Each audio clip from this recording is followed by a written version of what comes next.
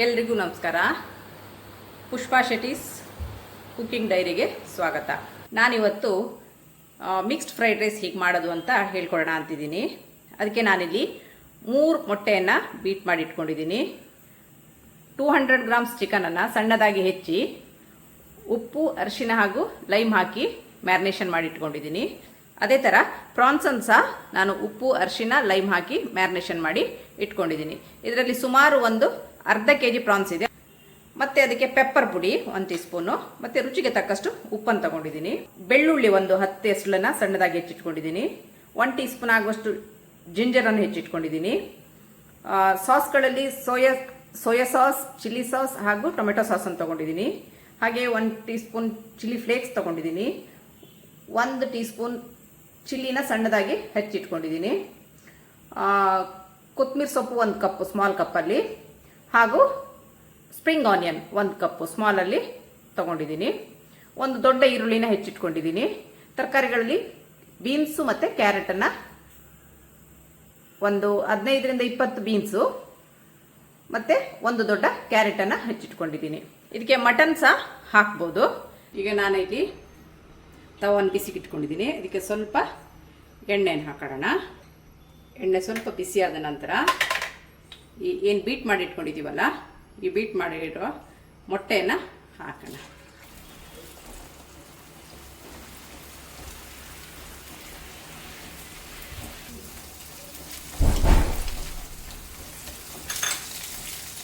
ಇದಕ್ಕೆ ಸ್ವಲ್ಪ ಉಪ್ಪನ್ನು ಸ್ಪ್ರಿಂಕಲ್ ಮಾಡೋಣ.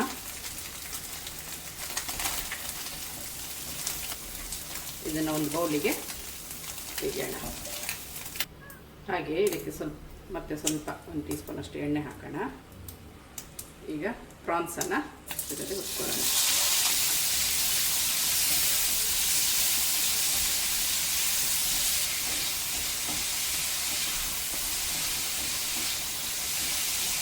ಪ್ರಾನ್ಸನ್ನು ತುಂಬ ಬೇಯಿಸಿದರೆ ಅದು ಸ್ವಲ್ಪ ನಾರ್ನಾಗ ಆಗ್ತದೆ. ಈ ಫ್ರೈಡ್ ರೈಸ್ಗೆ ಯಾವುದೇ ಹುರಿಯೋದಾದರೆ ಹೈ ಫ್ಲೇಮಲ್ಲಿ ಇಟ್ಕೋಬೇಕು ಬೆಂಕಿನ. ಇಲ್ಲಿ ಪ್ರಾನ್ಸ್ ರೆಡಿಯಾಗಿದೆ. ಇದನ್ನು ಒಂದು ಕಪ್ಪಿಗೆ ಇಟ್ಕೊಳ್ಳೋಣ. ಈಗ ಅದೇ ಪಾತ್ರೆಗೆ 1 ರಿಂದ 2 ಟೀ ಸ್ಪೂನ್ ಎಣ್ಣೆಯನ್ನು ಹಾಕ್ಕೊಂಡು ಚಿಕನನ್ನು ಹಾಕಿ ಅದೇ ಥರ ಹುರಿಯೋಣ.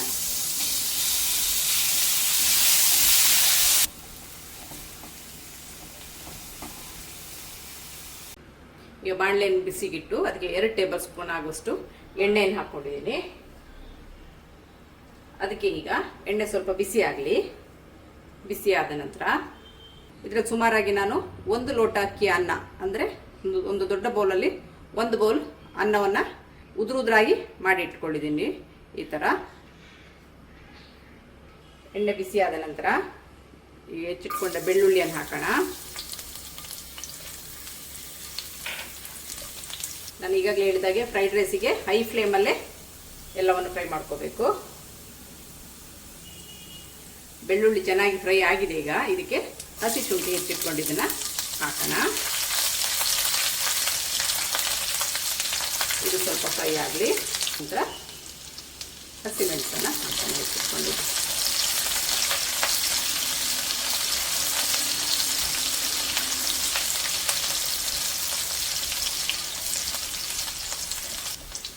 ಈಗಾಗಲೇ ಪ್ರಾನ್ಸ್ ಮತ್ತು ಎಗ್ ಫ್ರೈಡ್ ರೈಸ್ ಹೇಗೆ ಮಾಡೋದು ಅಂತ ಹಾಕಿದ್ದೀನಿ. ಅದನ್ನು ಒಂದು ಸರ್ತಿ ಕಟ್ ಮಾಡಿಕೊಳ್ಳಿ.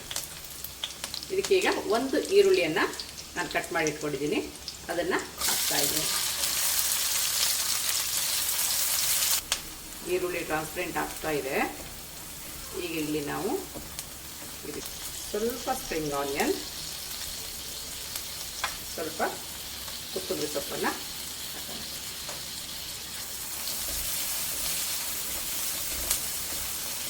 ಇದು ಸ್ವಲ್ಪ ಫ್ಲೇವರ್ ಕೊಡುತ್ತೆ. ಚಂದ ಫ್ರೈ ಆಗಲಿ. ಚಿಲ್ಲಿ ಫ್ಲೇಕ್ಸನ್ನು ಹಾಕೋಣ.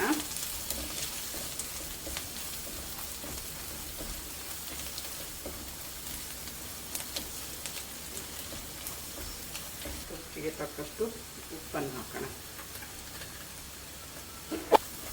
ಆಲ್ರೆಡಿ ನಾವು ಚಿಕನ್ನಿಗೆ, ಪ್ರಾನ್ಸಿಗೆ, ಮೊಟ್ಟೆಗೆಲ್ಲ ಉಪ್ಪು ಹಾಕಿರೋದ್ರಿಂದ ರುಚಿಯನ್ನು ನೋಡಿಕೊಂಡು ಹಾಕಿ.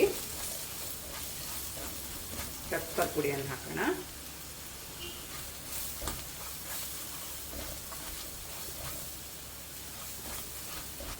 ಪೆಪ್ಪರನ್ನು ನಾನಿಲ್ಲಿ ಒಂದು ಸಣ್ಣ ಸ್ಪೂನಲ್ಲಿ ಹಾಕಿದ್ದೀನಿ. ನಿಮಗೆ ರುಚಿ ನೋಡಿಕೊಂಡು ಹಾಕ್ಕೋಬೋದು. ಇದಕ್ಕೆ 1 tea spoon tomato sauce, 1 tea spoon chilli sauce, ನಾನಿಲ್ಲಿ ಗ್ರೀನ್ ಚಿಲ್ಲಿ ಸಾಸ್ ಅಂತ ಕರಿತಿದ್ದೀನಿ, 1 tea spoon soya sauce.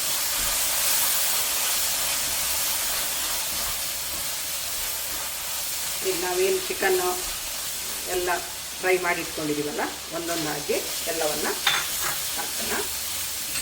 Chicken ಹಾಕಿದ್ದೀನಿ. ಈಗ ಪ್ರಾನ್ಸನ್ನು ಹಾಕೋಣ. ಈಗ ಚಿಕನ್ನು ಮತ್ತು ಪ್ರಾನ್ಸನ್ನು ಹಾಕಿ ಚೆನ್ನಾಗಿ ಮಿಕ್ಸ್ ಮಾಡ್ಕೊಳ್ಳೋಣ. ಈ ಹದದಲ್ಲಿ ಉಪ್ಪು ನೋಡ್ಕೊಳ್ಳಿ. ಉಪ್ಪು ಬೇಕಾದರೆ ನಿಮ್ಗೆ ರುಚಿಗೆ ತಕ್ಕಷ್ಟು ಹಾಕ್ಕೊಳ್ಳಿ. ಈಗ ನಾವು ಆಲ್ರೆಡಿ ಬೇಯಿಸಿಟ್ಕೊಂಡಾದ ಉದುರಾದ ಅನ್ನವನ್ನು ಇದಕ್ಕೆ ಹಾಕೋಣ. ಹಾಕಿ ಮಿಕ್ಸ್ ಮಾಡೋಣ. ಇದರಲ್ಲಿ ಸುಮಾರು 3ರಿಂದ 4 ಜನಕ್ಕಾಗುವಷ್ಟು fried rice, mixed fried rice ready ಆಗ್ತಾ ಇದೆ.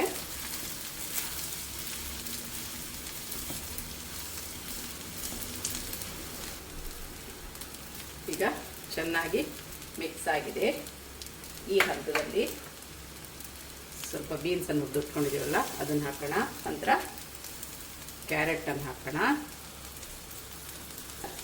ಮೊಟ್ಟೆನೇನು ಹುರಿದಿಟ್ಕೊಂಡಿದ್ದೀವಲ್ಲ ಅದನ್ನು ಹಾಕೋಣ.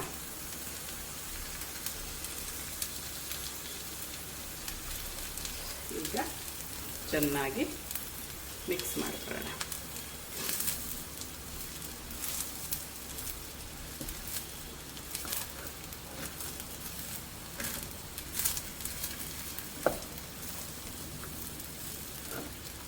ರುಚಿಯಾದ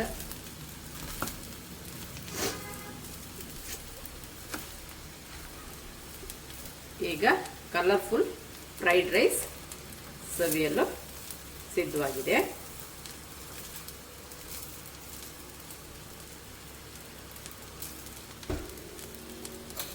ಇದಕ್ಕೆ ಮೇಲೆ ಸ್ಪ್ರಿಂಗ್ ಆನಿಯನ್ ಹಾಕೋಣ.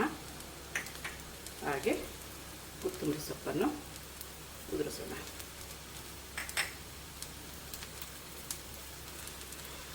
ಹೀಗೆ ಇನ್ನೊಮ್ಮೆ ಇದನ್ನು ಮಿಕ್ಸ್ ಮಾಡುವ.